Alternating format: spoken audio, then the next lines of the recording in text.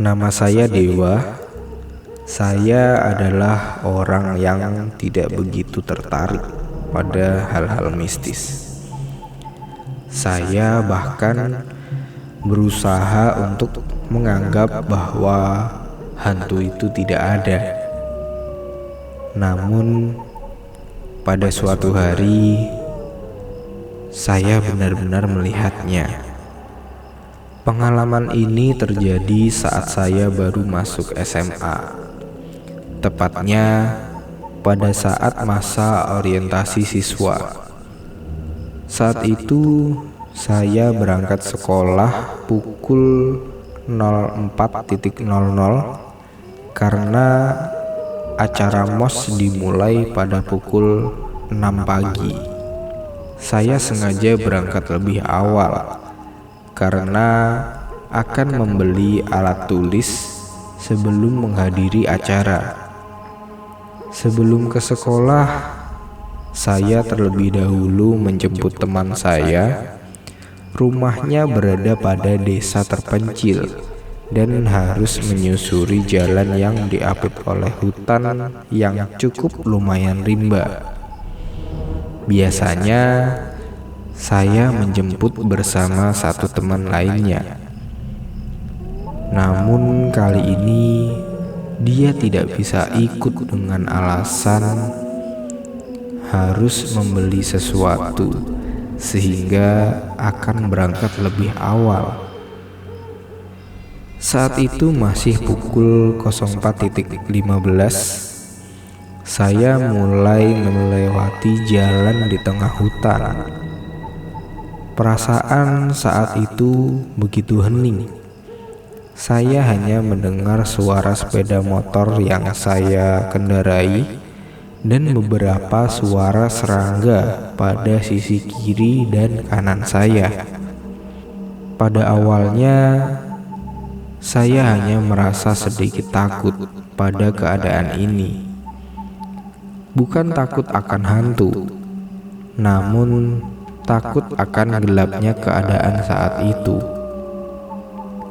Saya takut akan hal-hal misterius yang tidak saya ketahui. Apalagi di sekitar sana memang sudah terkenal akan misterinya. Ketakutan saya semakin meningkat ketika menyadari bahwa klakson sepeda motor saya tidak berfungsi. Ini merupakan hal aneh karena sebelumnya masih berfungsi sangat baik.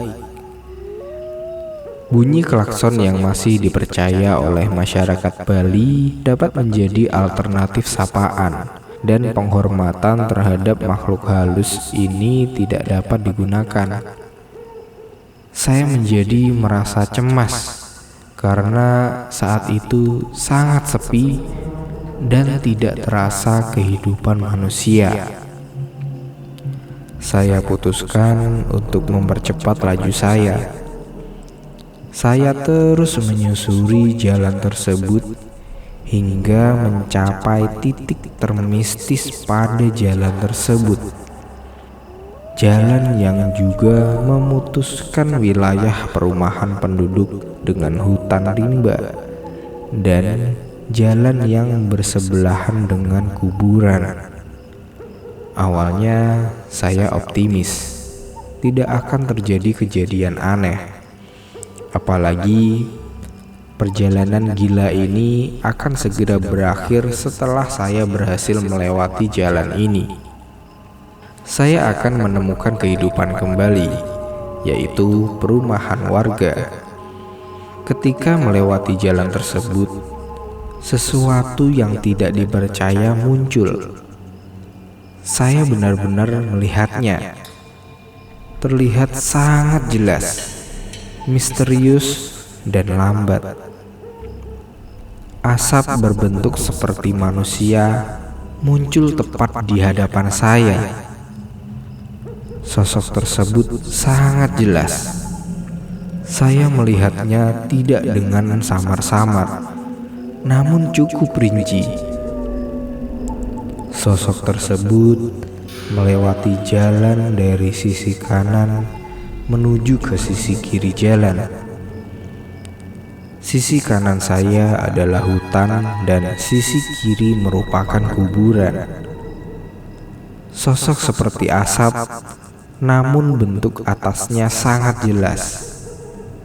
Saya melihat sesuatu seperti kepala dan tangan, namun tidak dengan kaki. Mungkin karena saya tidak begitu memperhatikan bagian bawah dari sosok tersebut. Perasaan saya saat itu adalah kosong. Saya berbicara dalam hati, penampakan ya. Saya tidak berani menoleh ke arah kuburan. Laju kendaraan saya makin kencang. Saya ingin memejamkan mata, namun tidak mungkin karena jalannya menikung dan sedikit menanjak. Pada akhirnya, saya melewati jalan tersebut dengan merinding. Saya masih belum mempercayai kejadian ini. Setelah melewati jalan tersebut, akhirnya saya lega. Saya melihat sebuah mobil pickup dengan lampu yang menyala. Sepertinya ada orang yang sudah terjaga pada saat itu. Pada akhirnya, saya sampai di rumah teman saya dengan selamat. Saya menceritakan pengalaman ini dengan dia dan beberapa keluarganya. Saat itu, ibu dari teman saya mengatakan bahwa wilayah tersebut memang telah terkenal angker dan mistis karena diapit oleh dua kuburan. Walaupun kuburan yang satu berada jauh di tengah hutan.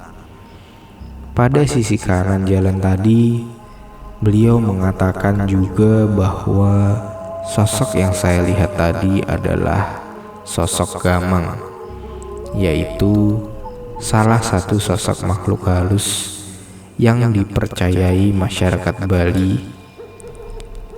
Setelah itu, kami berangkat ke sekolah, melewati jalan yang sama.